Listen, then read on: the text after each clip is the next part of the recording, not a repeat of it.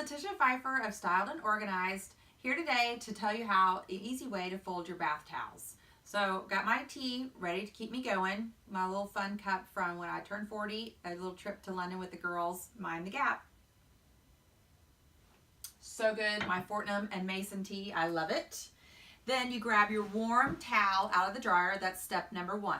Step number 2, I'm going to do a traditional fold, which means I'm going to fold it in thirds while I'm holding it upright. And shake. Step number 3, I'm going to lay it on a surface and give it a nice smoothing crease and fold it over in half. Step number 4, give it another crease and fold it in half again. You have a towel ready to go on the shelf, and you want to have your fold side out so it's easy to grab and it makes a nice presentation.